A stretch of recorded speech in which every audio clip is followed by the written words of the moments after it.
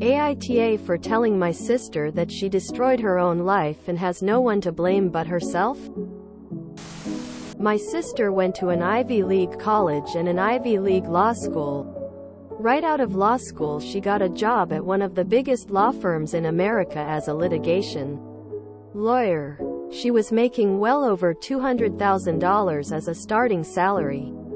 Shortly after she finished high law school she married a surgeon who adored and loved her. She threw all that away. She had an affair with one of her clients. His litigation case was from the same acts as his criminal trials. He's a scumbag who had criminal record already. Despite his parents having money, his crimes were enough to still put him in jail. He wasn't in jail when they met, but my sister got busted when she was visiting him in jail after his sentencing. She visited him as his lawyer but didn't disclose they were in a romantic relationship. They got caught by employees at the jail. She lost her job at the law firm. She tried fighting it but she got disbarred because having a romantic relationship with a client was forbidden. She was sued and she also got arrested for both smuggling things, like a cell phone, into the jail and for helping him cover up his crimes and destroying evidence in the lawsuit. Her husband left her when she got busted at the jail and it came out that the baby she was pregnant with, my nephew, was not his. It sounds like a darn soap opera. I was away at college when all this was going on, so I only heard details from my mom and dad. I thought they had to exaggerating, but it is all true. Now I'm home until the fall when I start graduate school. My sister lives with my parents. She's on probation and is doing a reunification plan to get custody of my nephew back. He's lived with scumbag's sister, who is the opposite of her criminal brother since he was born. I visit them sometimes. My sister works in the stockroom at Target. I'm tired of my sister complaining about how unfair everything is and how she was mistreated and it wasn't that bad. She constantly goes on about it and acts like the victim. I finally snapped and told her it's her fault and she has no one else to blame. I also said it's the wrong attitude to have if she wants to rebuild her life and get custody of my nephew back. She's pissed off. Even my dad said I could be kinder to her because she's at rock bottom. Was I wrong for what I said? My sister wasn't a child. She was a highly paid lawyer with an Ivy League education. She knew what she was doing was wrong on so many levels. She created this mess and I'm tired of her constantly complaining and whining. She's really pissed and wants me to take it back and it caused a huge argument. Yeah, she's at rock bottom. Was I wrong for what I said? Edited for a typo in the first paragraph. NTA. She invited you to a pity party and you RSVP'd. Hell no. That's totally fine. She was fortunate to have so many talents and opportunities in life. She made a great life for herself and then set them all on fire. With not one, but a series of horrible decisions. She hasn't earned the right to then claim she's the victim. She would be best served pulling herself back up rather than enjoying being at rock bottom. NTA. In certain professions, attorney, therapist, doctor, etc., it is pounded into your head all throughout school and training that one thing you do not do is get involved with a client. It crosses a major professional boundary. Even if she was not involved in his case, she still broke the law by smuggling in contraband and her actions were a huge liability to her employer. Your sister has no one to blame but herself. She needs to acknowledge her fault in the situation and move on. She's not going to get anywhere ruminating on what happened. The best thing she can do is consider it a lesson learned and focus on getting her kid back. NTA. Lawyer here. Since you mentioned Ivy League, I'm presuming USA. There's literally a whole ass class we are required to take as law students on professional responsibility that is required before a portion of the bar exams called the multi-state Professional Responsibility Examination. MPRE. 3 big takeaways from this class that stay with me over 10 years later. 1. Don't lie to the courts, judges. 2. Don't steal money from clients. 3. For the love of your deity of choice, unless there is a pre-established romantic, sexual relationship, do not under any circumstances engage in sexual or romantic relationships with your clients. Exceptions are still side-eyed to hell due to ethical boundaries. Your sister went into this with eyes open but likely figured she was too brilliant to ever be caught. She's blaming everyone and everything else because she doesn't want to face the reality of her circumstances. Good on you for not buying into her fantasy. NTA. While she may be at rock bottom, it's by her own making. You could have just walked away, which may have been the better choice honestly. But I can 100% understand that if someone is constantly complaining about their choices that they actively took in life, aka a pity party of their own making, in hopes that someone sides with them, is very tiring and annoying. NTA. Especially the shagging a criminal client in jail. I mean, every solicitor knows you're not allowed to be involved with a client. But to illegally smuggle him stuff in jail and get busted shagging him is straight up dumb. NTA. More people need to start accepting the role they play in their own lives. Hopefully your words are the wake-up call she needs to actually change her life around. I don't understand all the YTA judgments. Letting her vent a few times makes sense.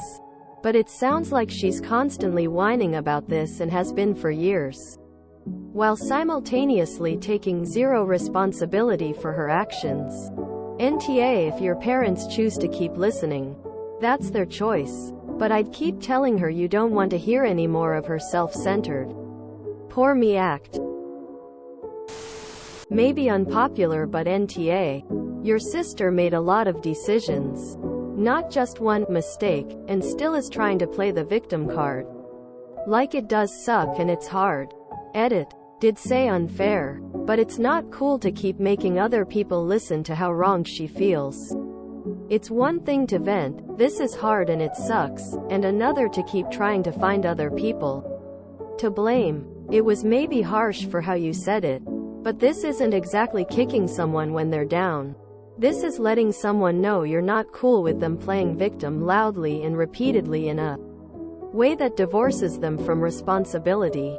Edit. Word choice. To be clear, I don't think the situation is actually unfair. Poor choice of words. NTA. I don't understand how everyone is saying YTA.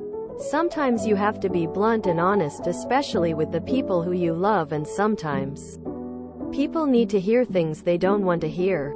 You can't live in a victim mentality your whole life, blaming your mistakes on others. I think you were in the right with calling her out. She wouldn't be where she's at now if she didn't do what she did. She's never going to take accountability and responsibility for what she's done if everyone just excuses or ignores her actions. Take it back? What is she, 12? Honestly, your parents have my sympathy because they've seen one of their children fall from such heights to her current situation. That being said, you said nothing incorrect, and your sister will continue to have life challenges until she can clearly accept responsibility for her actions. NTA.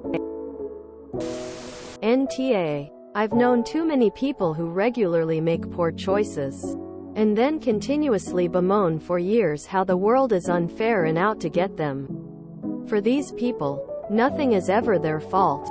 Not the stuff that happened yesterday, not the stuff that happened today, and not the stuff that will happen tomorrow. They will always be at some variation of rock bottom. They may briefly pop up and appear to be great for a moment, but then they'll do something dumb again and back to the bottom they go. These sorts of people truly need a wake-up call, or at the very least to not be continuously coddled by everyone around them. That's just feeding their victim narrative. NTA just proves that sometimes education does not equal emotional intelligence. NTA. She may not want to hear it, but it needed to be said. NTA. What your sister did was not a mistake. It was a calculated campaign of self-destruction. No one who reached the level she did in schooling and employment is simple-minded. Her behavior was massively self-centered and violated just about every ethical rule she could possibly have managed. Now she's lost all her professional and social prestige, her child and her ability to earn a good living. This isn't like someone who was mugged in the street and lost their wallet. This is someone who deliberately undertook illegal and unethical actions and now is unhappy because the piper is demanding to be paid. As the daughter of 2 attorneys, I have absolutely no sympathy whatsoever for the stupid choices that she made. She's going to have to work long and hard to dig herself out of this hole that she created. Demanding that everyone feels sorry for her because she faffed, it's just another example of her toxic level of self-centeredness. You don't owe her any apology for telling her the truth. Your parents need to stop indulging this pity party of hers and tell her to grow the F up and take accountability for her own actions. NTA. You know what? Your sister made a bucket full of horrible, some even illegal, choices. And she is, in fact, nowhere near a victim. She chose again and again, and is feeling the consequences, and is bitter that, oh no, the world didn't bend over for her criminal boyfriend and herself. His Bonnie. Perhaps your dad's attitude says a lot about how she got to this victimized, self-centered, entitled mindset. She's not a child. She's just acting like one, except her crimes are a tad more dire than what most kids get up to.